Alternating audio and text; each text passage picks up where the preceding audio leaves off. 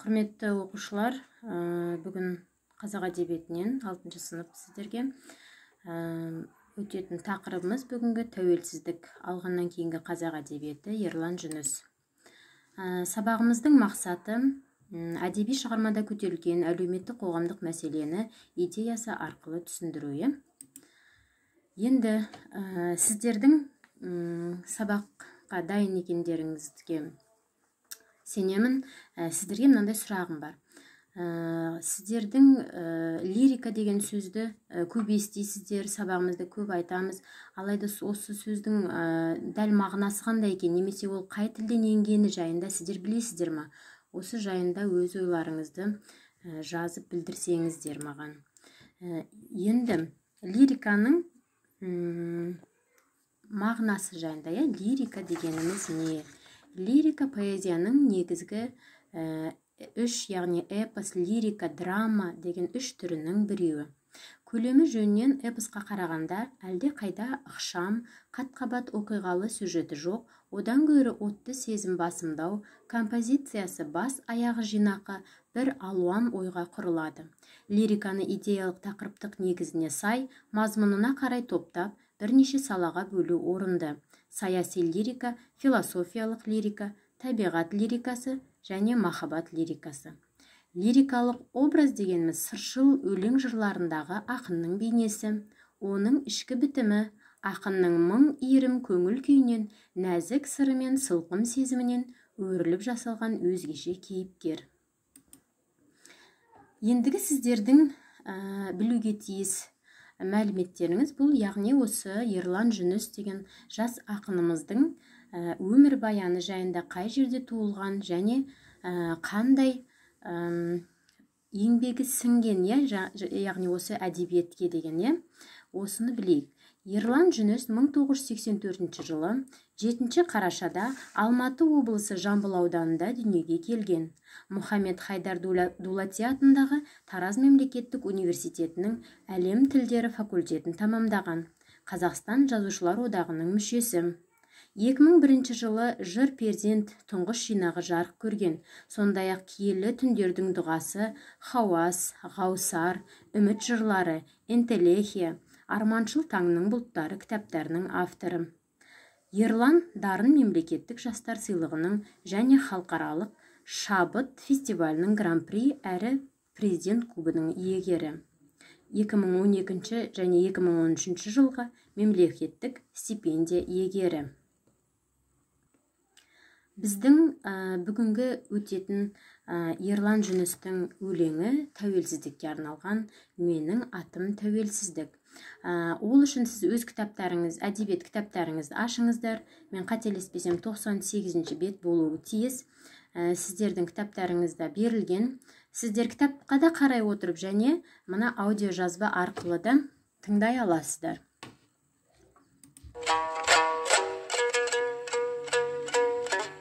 Алып қорғанның құлағанын көрдім, небәрі 6 жасымда. Алып тұлғалар жылағанын көрдім, бастарын сүйеп ғасырға. Алып таулардың шайқалғанын көрдім, 6 жасымда сонықтым. Алып сөздерді айталғанын көрдім, ат төбеліндей халықтың. Алып кітаптар торыққанын көрдім, сол сәтте одан безінгем. Алып ойлардың қорыққанын көрдім, ең бір нәзік сезімнен. Алып сағаттар тоқтағанын көрдім, өлшенді уақыт жаңадан. Алып жүректер ақталарын көрдім, 6 жасар баладан. Алып құрлықтар теңселгенін көрдім, темір бұғаулар тозғасын. Алып заңдардың кемсеңдеуін көрдім, империяның көз жасын. Алып мұхиттар толқығанын көрдім, бір тамшы суға байланып. Алып тәждердің балқығанын көрдім, ел таңбаларға айналып. Алып мүсіндер қирағанын көрдім, сұлаған жаудай жебеден. Алып саналар жиналарын көрдім, тұрғызу үшін жаңа әлем. Құрыштардың да шірігенін көрдім, сен боса болат тас егіл. Темір шымылдық түрлерін көрдім, сахнаға шықты жас өмір. 6 жасымда жылаған жоқпын, сұраған жоқпын анамнан. Сол күні жаңа әнұран айтып оралған, сол түні неге ұйықтамай маған бір аңыз айтып шыққанын, ол жайлы күннен жарылған. Түсінбесем де тыңдаймын, онсыз да оны жесірлік салған, жасытқан еді мұңғайға. Көзінің жасы сөйлеген түнді ұқпасам да, аңыз ұнаған, жарылған күннен ол жайлы. Дегенде шығар, бодандық жайлы білмесін. Сен түсін, дәуір, сонау бір қанды жыл кешір. Тарихтан дәріс оқитын менің анашым орта мектепте. Ұлына бірақ айтыпты сен, құлдық пен түрме біргесін. Ерлікті айтқан, үйретпеді ол ездікті. Ұстатқан қалам, ұстатпады ол кездікті. Құлыным, сенің тарихың басқа деген тек, ол бәлкім менен сөз күтті. Ал бүгін енді тарихты өзім білемін. Жолдарды сезем жонарқан менен. Мың жылдар өткен ұл өлім, ұлылық жайлы ойлайды басқа. Жап-жас шақ, ұлы қорғандардың күйреуін көрген. Жүрегім 6 жасында ақырын көрген. Алыптың тәуелсіздікше, ол менің тегім. Ұлдарым оны дарыттым. Тәуелсіздік мен, ол менің асқақ аңызым. Болмыс ол ұлдың өзіңнен туған жарық күн.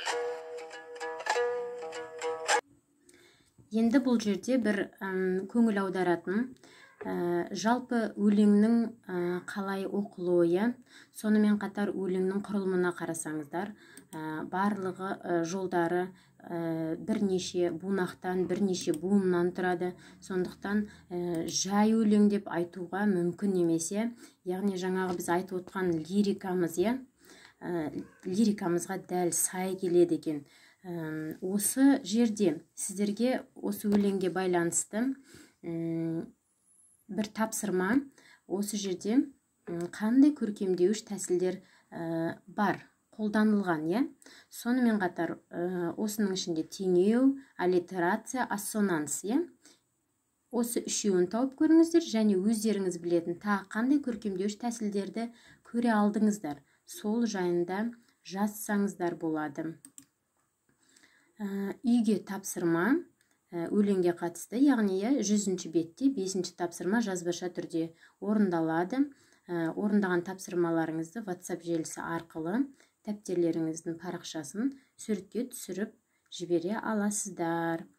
Көңіл бөліп тыңдағандарыңыз үшін көп рахмет.